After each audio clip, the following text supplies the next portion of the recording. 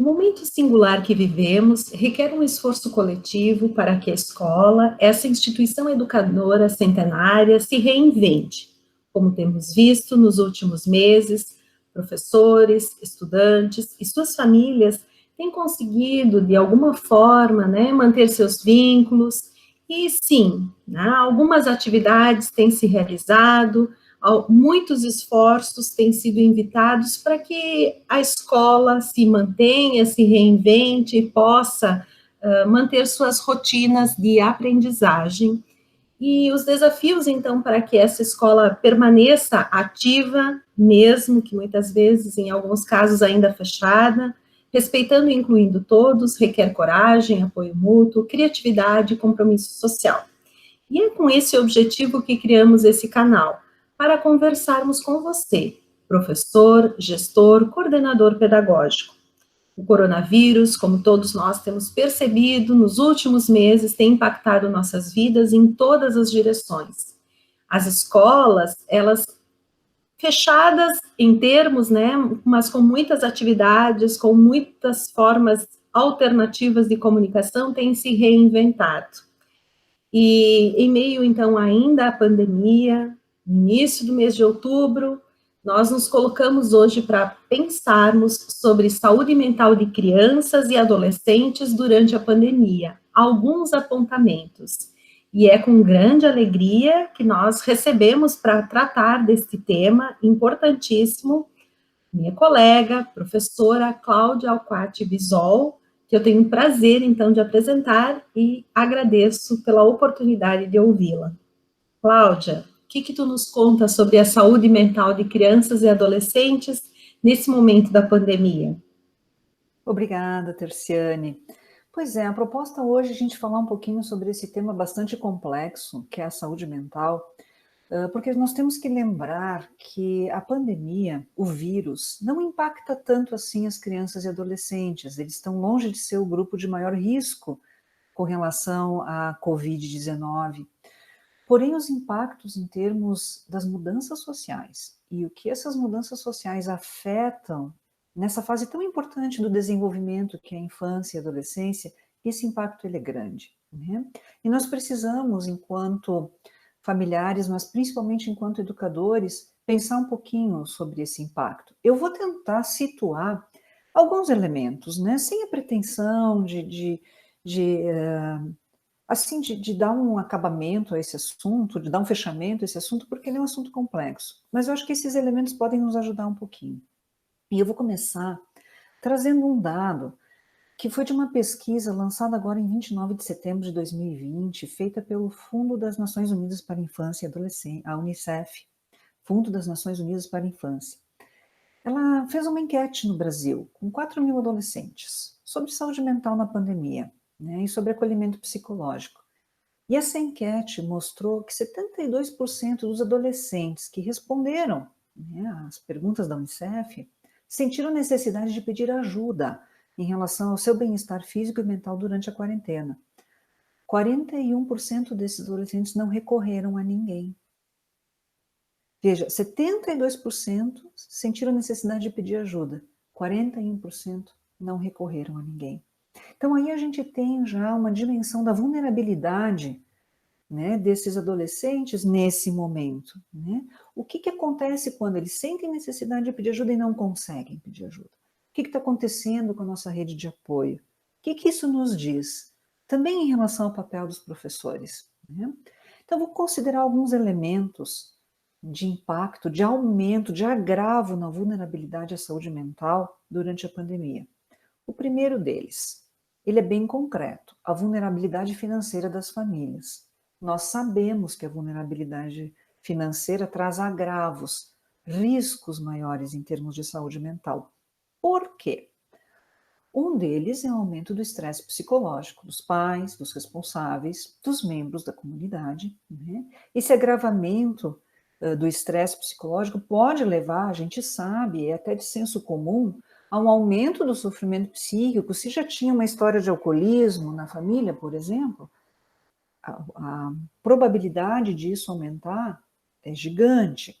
Se nós já tínhamos o caso de depressão na família, um pai ou uma mãe, a possibilidade de ter um agravo nesse quadro de depressão também é maior.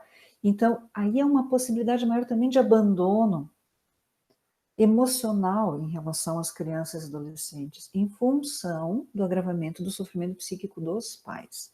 Então, a gente tem uma cadeia, né, se estabelecendo assim, agrava as questões financeiras, o risco de agravo à saúde mental também é maior, né? A redução da renda familiar aumenta a dependência, às vezes, também, né?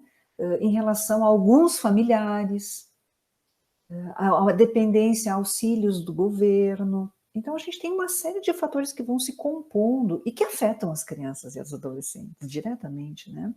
E aí eu gostaria de ressaltar um pouquinho a questão das meninas, nesse aspecto um pouco mais vulneráveis que os meninos, porque há uma tendência de responsabilizar as meninas pelos cuidados domésticos, quando as mães se veem sobrecarregadas em seus afazeres, ou quando as mães adoecem, né? Então, as meninas se veem também, às vezes, sobrecarregadas com afazeres e cuidados de idosos, afazeres domésticos, cozinhar, cuidar dos irmãos mais novos.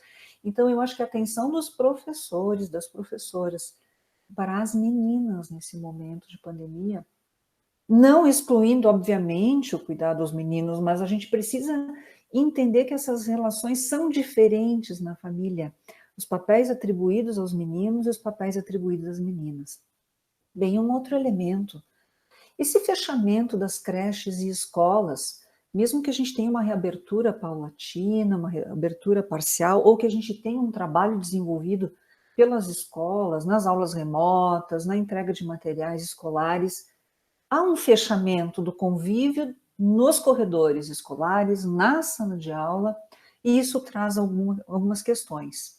Uma delas é a perda de referenciais de outros adultos, que não os pais, que não os tios, que não os avós. Esses adultos que as crianças, que os adolescentes encontram nas escolas infantis, nas escolas elementares, que são seus professores, a vice-diretora, a orientadora pedagógica, a senhora lá que faz a refeição na escola, que faz o lanche, né? E a higienizadora na escola, que são esses contatos cotidianos que as crianças e adolescentes têm, né? Nesse tempo que eles passavam distante da família, com outros elementos. Esse tempo é importantíssimo para a saúde mental. Esse tempo é um tempo de jogar, de brincar, de interagir, de compartilhar anseios, compartilhar dúvidas, compartilhar alegrias infantis e alegrias juvenis, mas também de buscar outros referenciais. Então, a mãe está braba, o pai está um pouco deprimido, a professora está lá com um sorriso, a professora está lá com um olhar acolhedor. Né? Ah, brigaram em casa, o clima está tenso, estou lá no recreio com as minhas amigas, falando sobre os meninos, falando sobre as meninas, jogando futebol. Quer dizer, há um momento ali de promoção de saúde mental que se perdeu. Estou sozinha em casa, sou filha única, sou filho único. Onde que eu encontro alguém da minha idade? É na escola. Né? Então, são esses elementos, eles são importantes nesse convívio. Claro que a gente tem esse aumento do convívio familiar, ele é positivo para muitas famílias, é um momento de aproximação, é um momento de reconhecimento de diferenças, de aprendizagem, tanto para pais quanto para filhos, né, desses novos espaços de compartilhamento que se obrigou a ter, né, que nós nos obrigamos a ter em função da pandemia. Então, sim, foi um momento, está sendo um momento também de aprendizagem, mas a gente precisa também lembrar o outro lado da moeda. Também é um momento de isolamento familiar, de vigilância, de controle intenso dos pais em relação às atividades dos filhos. No campo da psicologia, a gente tem tido uma dificuldade, às vezes, de estabelecer atendimentos remotos com adolescentes e crianças, porque, especialmente adolescentes que já teriam idade para um atendimento online, né? Porque esse adolescente diz assim, não posso falar muito alto porque minha mãe está aqui na sala do lado, então não posso contar o que está acontecendo comigo. Então, esse adolescente perdeu muito do seu espaço de privacidade, né? De falar das suas coisas, falar dos seus namoros, dos seus crushes, como eles dizem, das suas anseios, das suas mágoas, reclamar dos pais. Como que eles vão fazer isso se eles estão em casa o tempo todo? E isso é saúde mental também, isso constrói, né, possibilidades. Então a gente precisa lembrar disso, né? E de novo, daí a gente tem aquele circuito, né? Às vezes um aumento de convivência com pais que estão em agravo de saúde mental, né? E também nós temos, assim, isso sim que é um papel muito importante da escola como um espaço público, que é a redução da supervisão que a escola acaba exercendo sobre a violência e a negligência intrafamiliar, né? Inclusive das questões de abuso. Nós sabemos que a escola é das grandes instituições que percebe quando algo não está bem com a criança ou com o adolescente, que suspeita muitas vezes que aquela família está passando fome, que há uma negligência, seja por questões, às vezes, né, sociais, econômicas, ou de saúde mental, que está colocando aquela criança ou aquele adolescente em risco, e é a escola que muitas vezes inicia, né, a questão da rede, que dispara a rede de assistência social, a rede de saúde, via UBS, via todas as CAPS, é a escola que faz esse papel, né, de disparar essa rede, de alertar, de solicitar que se busque ajuda, de encaminhar os pais para que busquem ajuda. E esse papel está truncado nesse momento, ele está mais difícil nesse momento. Nós temos também, então, ao mesmo tempo que se está mais truncado na ponta da escola, está mais truncado também na ponta dos próprios serviços, porque o acesso aos serviços de proteção à criança está mais difícil nesse momento. Ele existe ainda, ele está sendo dado na sociedade, mas ele está mais complicado em função da pandemia. E nós temos que lembrar também a situação de adoecimento e morte de pessoas da família, né? E em função da Covid, não só, mas também o que se passa nas crianças, nos adolescentes, quando um tio, quando um avô, quando alguém muito próximo a ele, né? Existe um falecimento, um óbito em função do Covid, não tem o velório como a gente tinha, não tem toda a situação do enterro, como, né, os ritos familiares, esse trabalho de luto, né, que a perda de um familiar impõe sobre todo mundo, impõe também sobre a criança e sobre o adolescente. Né? Então, nós também vamos ter que lidar, nós vamos ouvir esses relatos, nós vamos estar em meio a situações de adoecimento e morte de pessoas da família, de nossas crianças, de nossos adolescentes. Então, de que forma a gente vai construir espaços de escuta para isso, né? De acolhimento, né? De endereçamento desse sofrimento, sim, aquilo, né? Quando for necessário fazer os encaminhamentos necessários, mas também de acolhimento no espaço escolar, como a gente sempre fez, criando espaços lúdicos, reforçando vínculos, abrindo momentos para que as crianças e adolescentes possam ressignificar coletivamente, né, pelo menos em parte, né, fazer esse importante papel que a escola sempre fez, de ofertar esses espaços de ressignificação, para que a gente possa auxiliar essas crianças e adolescentes. Então, Terciane, tentei levantar assim 4 aspectos, né, que estão muito interligados, né, no sentido da gente poder estar atento, né? Então, espero que isso possa ajudar um pouco as escolas a refletir sobre esses aspectos. Cláudia, tu trouxeste realmente uma série de pontos importantes para reflexão, e me chama sempre muito a atenção o valor e o significado que a escola tem.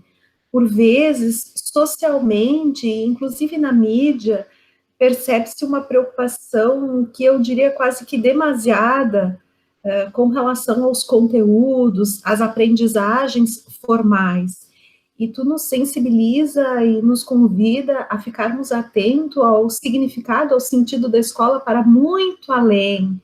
E a importância dos professores e de todos aqueles que estão envolvidos na escola com o atendimento a crianças e adolescentes a estarem atentos, a mesmo em meio à pandemia, né, poderem fazer esse processo de mediação, de escuta, de acolhida, porque eu penso que isso é fundamental. Não há possibilidade de estarmos, talvez, ainda presencialmente nos encontrando, né, e encontrando as crianças.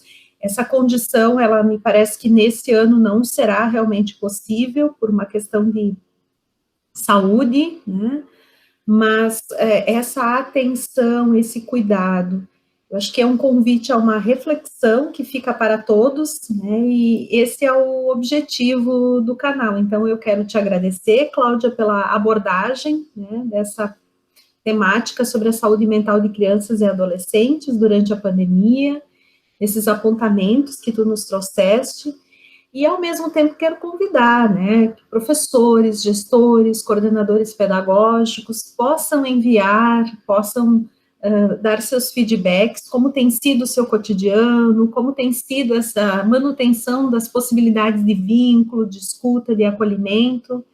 Nos enviem comentários, questionamentos, sugestões. Esse é um espaço de interlocução, de construção coletiva de novas oportunidades, criações pedagógicas. Muito obrigada, Cláudia. Não sei se você quer, né, fazer um fechamento. Só quero agradecer, Terciane, esse espaço e a acolhida que esses diálogos têm tido, né, na comunidade. Muito obrigada. Obrigada, Cláudia. Obrigada a todos que assistiram e até a próxima.